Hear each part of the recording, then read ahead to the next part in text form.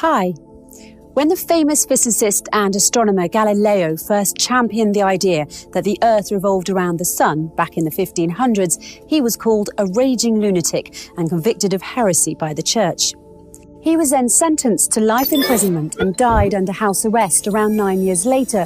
But if a 10-year-old tells his science teacher that same fact today, nobody even bats an eyelash.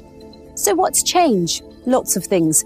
The world has evolved, new technologies have been developed that help us more accurately understand astronomy, for example. So poor old Galileo was not insane, he was simply before his time. Luckily, scientists today have more advanced tools and gadgets that can help them avoid meeting the same fate as Galileo, but sometimes their claims still make us do a double take when we first hear about them, especially if we don't have a background in science and physics. Let's look at an example, shall we? In their published works, two different scientists, Tom Garrison and Michael Allaby, both compare mountains to ships. Yes, you heard me. Mountains, those tall, massive structures that protrude out of the earth in such a stately, solid way, and ships sailing in the open water. Sounds like an odd coupling, but the physical law of buoyancy developed by the Greek mathematician and inventor Archimedes would say otherwise.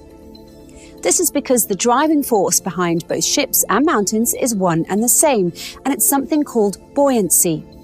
Now, the words buoyant or floating don't usually pop into our heads when we think of mountains. But guess what happens to a mountain when a thick sheet of ice accumulates on its surface? The rock sinks into the mantle under its weight, just as a ship sinks deeper into the water when it's loaded with cargo. And what happens to the mountain when it erodes or after the removal of the thick sheet of ice from its surface? In much the same way as a ship rises again when the cargo is removed from it, the Earth's crust will rise again in response to the reduced load on the mountain.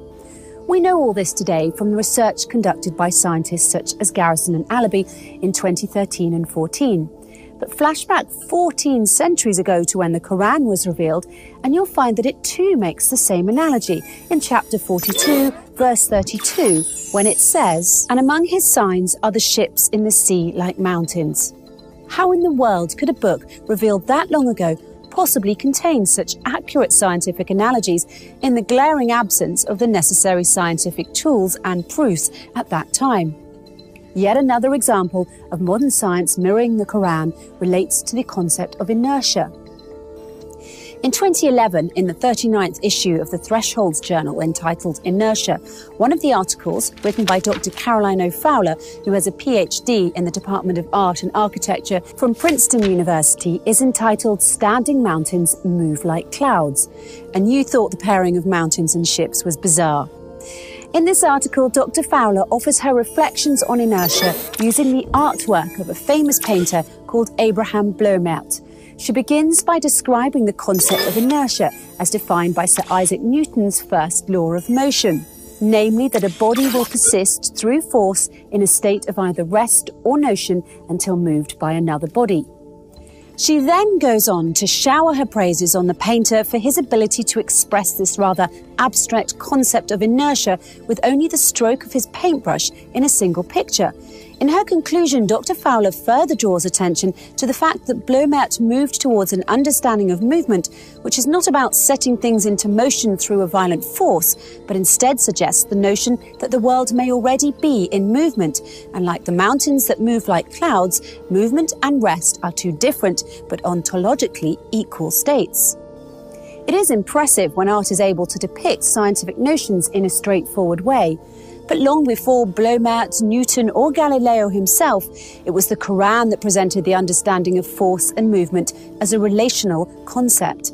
In chapter 22, verse 88 of the Quran, it reads, "And you see the mountains and think them solid, but they move like clouds. It is God's technique which has established everything perfectly."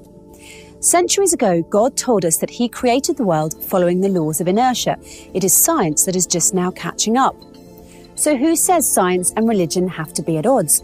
In the Quran, science and religion are twin sisters, and I don't mean the type of twins that keep saying they're identical when everyone really knows they're fraternal.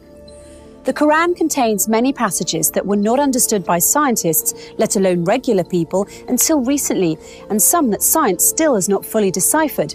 But this should come as no surprise. In fact, the Quran itself tells us that this will happen when it says, "And these similes we put forward for mankind, but none will understand them except those who have knowledge." Let's look at that word a little closer now, simile. It's very fitting that the Quran should use that word, seeing as how the book itself often uses similes and analogies to help explain things that might otherwise seem abstract or unrelated to us. But what's even more astonishing then, that is modern scientists have used some of the exact same analogies that were first written in the Quran over 1400 years ago. Of course, until scientists studied any of this, no one thought to relate mountains and ships or mountains and clouds in this unusual way. And even now, the analogy of mountains being like ships in the sea and like moving clouds is one that will most likely be lost on many people. Try it for yourself if you like. Try telling a police officer that mountains move like clouds and watch what his reaction will be. But be careful, because if you persist in saying it, he might just consider you drunk and arrest you. What can I say? Sometimes the truth hurts. I think Galileo would agree with that, don't you?